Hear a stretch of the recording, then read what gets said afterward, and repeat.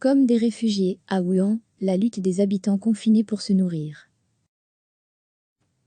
On a l'impression d'être des réfugiés, à Wuhan, la ville berceau du coronavirus coupée du monde depuis un mois. Les habitants confinés luttent pour se nourrir, entre une offre raréfiée, des restrictions d'achat et une envolée du prix des légumes.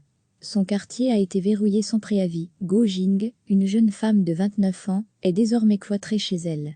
Elle a vu les libertés de circulation réduites progressivement à néant. D'abord, le 23 janvier, il est devenu interdit de quitter Wuhan, coupé du monde dans l'espoir d'endiguer l'épidémie, apparue dans cette ville de 11 millions d'âmes du centre de la Chine.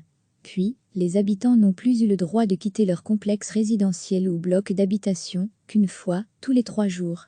Et désormais, même cette permission a disparu. Go Jing ne peut plus mettre un pied dehors et dépend désormais des livraisons à domicile. Certes, je peux vivre ainsi encore un mois, explique-t-elle, évoquant ses stocks de légumes marinés et d'œufs.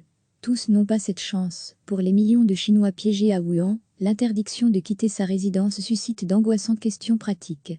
Quand les provisions que nous avons chez nous seront terminées, j'ignore totalement où nous pourrons faire des achats, s'inquiète Pan Hongshan, qui vit avec son épouse et ses 2 enfants. Les habitants de cette ville bouclée depuis un mois ont été contactés par l'AF par téléphone et par messagerie. Certaines communautés ou résidences passent des commandes en gros à près de supermarchés.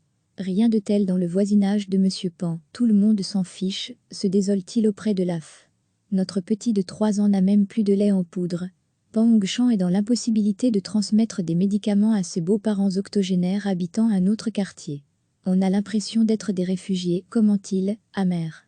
Les autorités appellent à la patience, le contrôle étroit des communautés dérange un peu la vie des gens, c'est inévitable, a simplement constaté devant la presse Qian Yuanqin, vice-secrétaire du Parti communiste dans la province. Les achats groupés de nourriture s'envolent, organisés sur des groupes de discussion improvisés sur la messagerie mobile Wecha. Certains commerces vendent des paniers de produits frais au poids, à condition que les commandes soient groupées à une même adresse.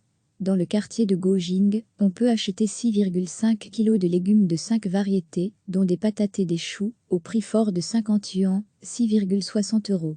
Vous ne pouvez pas choisir ce que vous aimeriez manger. Les préférences personnelles ne sont plus de saison, soupire la jeune femme. Le système des achats groupés laisse de côté certaines communautés de petite taille, puisque les supermarchés exigent un nombre minimum de commandes. Honnêtement, on ne peut pas faire autrement, se justifie Nan, patronne d'un supermarché là 15 ans, qui impose un minimum de 30 commandes groupées. Nous avons seulement 4 véhicules et un effectif réduit. Un autre supermarché indique à l'AF ne satisfaire que 1000 commandes au maximum par jour. C'est devenu très compliqué de recruter des coursiers, observe Wang Xuan, salarié du département logistique du magasin, indiquant être réticent à accepter des bras extérieurs, par crainte des contaminations. L'intensité des restrictions varie cependant selon les quartiers. Une jeune femme de 24 ans, s'exprimant sous couvert d'anonymat, explique à l'AF que les occupants de son immeuble peuvent sortir, une personne par foyer à la fois, et payer des livreurs directement pour leur amener des courses. Dans d'autres districts, les supermarchés ont interdiction de vendre directement aux particuliers, ce qui oblige à s'en remettre au comité de quartier ou organisation de résidents capables d'acheter en gros. Ainsi, le complexe résidentiel de David Day, dans les faubourgs de Wuhan, organise des commandes groupées au prix fort. Mais la réalité est horrible, on reçoit des tas de tomates et d'oignons déjà pourris, s'énerve ce père de 49 ans, selon qui le tiers des aliments livrés est bon à jeter. Sa famille en est réduite à faire sécher des épluchures de navets pour ajouter des nutriments au futur repas, raconte-t-il. Le pire, c'est l'incertitude, conclut Machan, un jeune trentenaire vivant seul. Faute de savoir quand une prochaine commande sera possible et combien de temps dureront les restrictions, je ne sais jamais quelle quantité de nourriture acheter. Recevez chaque matin l'essentiel de l'actualité. Cliquez sur s'abonner pour recevoir les dernières nouvelles.